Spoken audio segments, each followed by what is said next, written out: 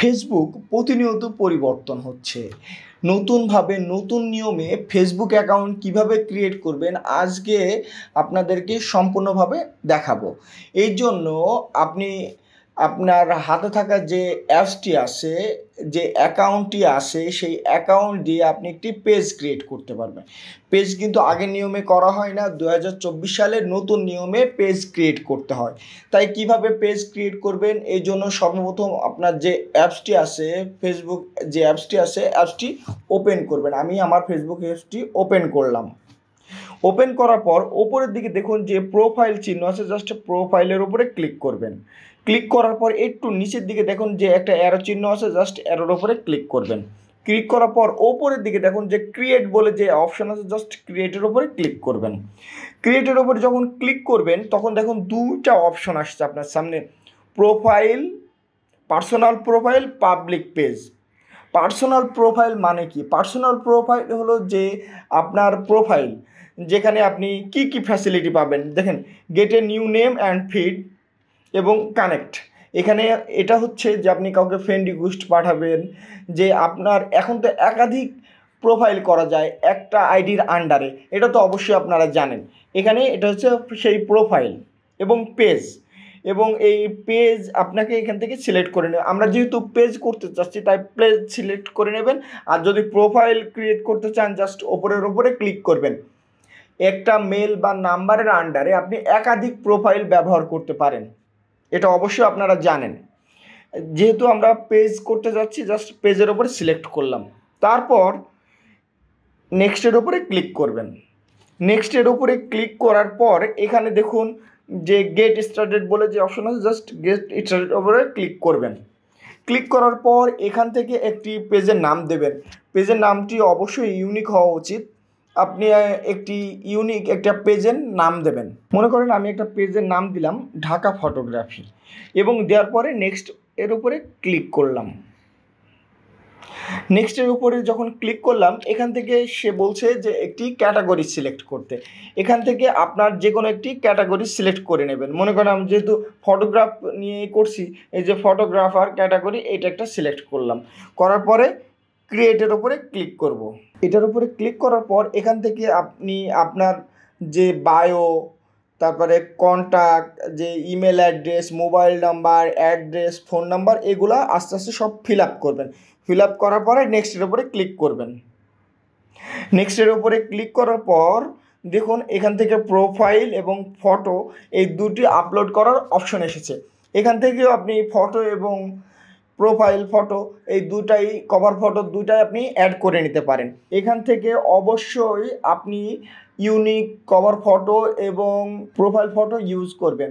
অনেক সময় দেখা যায় যে আমরা কপিরাইট ফটো এবং ইমেজ ব্যবহার করে থাকি, এবং এই কপিরাইট ফটো মানে অন্য প্রোফাইল থেকে ডাউনলোড করে এখানে ব্যবহার করে থাকি।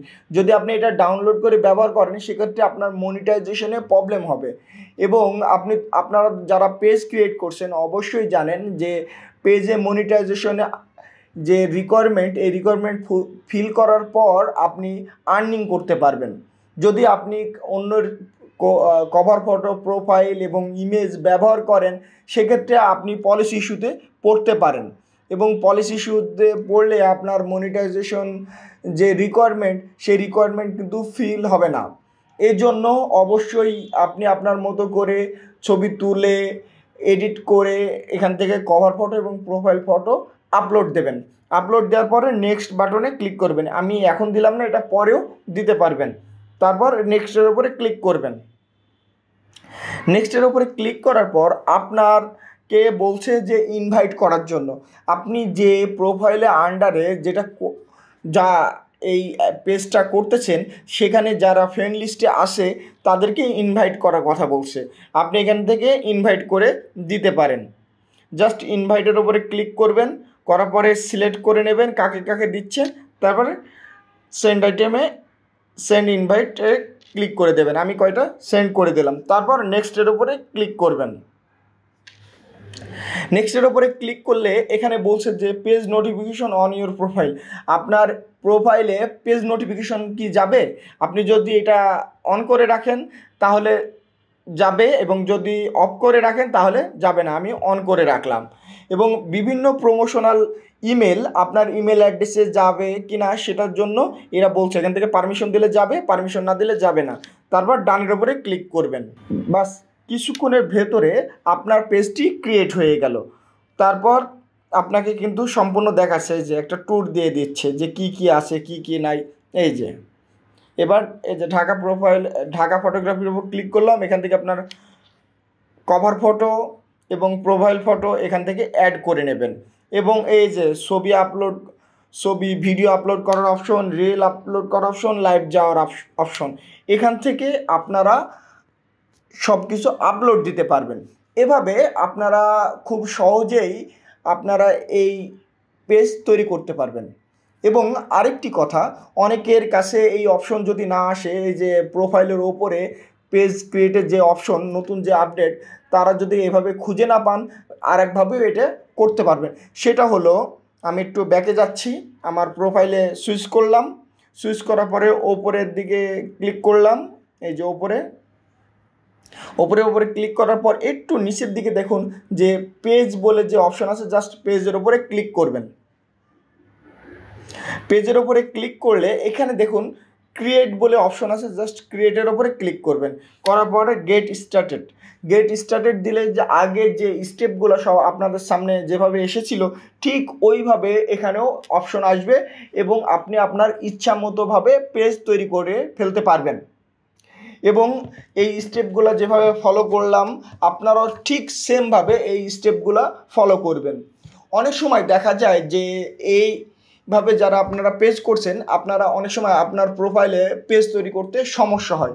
এক্ষেত্রে একাধিক পেজ, মনে করেন যে অনেক পেজ তৈরি করে ফেলেছেন, সেক্ষেত্রে আপনার যদি পেজ তৈরি করতে গিয়ে দেখেন যদি আপনাকে পেজ তৈরি করতে দিচ্ছে না ফেসবুক, সেক্ষেত্রে আপনার আরেকটি প্রোফাইল তৈরি করে নিতে হবে এবং এই প্রোফাইলের আন্ডারে গিয়ে আপনি নতুন পেজ ক্রিয়েট করতে পারবেন। অনেক পেজ তৈরি হয়ে গেলে সেক্ষেত্রে ফেসবুক প্রবলেম করে যে আপনি অলরেডি অনেক পেজের অ্যাডমিন এবং আপনি অলরেডি অনেক পেজ তৈরি করেছেন। নতুনভাবে পেজ তৈরি করতে হলে অবশ্যই আপনাকে নতুন একটি প্রোফাইল ক্রিয়েট করে নিতে হবে। এভাবে 2024 সালে আপনি সুন্দরভাবে আপনার প্রোফাইল এবং পেজ তৈরি করে নিতে পারবেন। আজকের ভিডিও এ পর্যন্তই। ভিডিও শেষ করার আগে একটি কথা, যদি আমার এই ভিডিও ভালো লেগে থাকে অবশ্যই একটি লাইক দেবেন এবং কমেন্টস করে জানাবেন আমার ভিডিও আপনাদের কেমন লাগলো। এবং এই টাইপের যদি ভিডিও আপনারা আরও পেতে চান তবে অবশ্যই আমার যে ইউটিউব চ্যানেলটি আছে আপনারা আমার ইউটিউব চ্যানেলটি সাবস্ক্রাইব করবেন এবং যদি আপনারা ফেসবুক পেজে দেখে থাকেন ফেসবুক পেজটি ফলো করবেন। আজকের ভিডিও এ পর্যন্তই। আল্লাহ হাফেজ।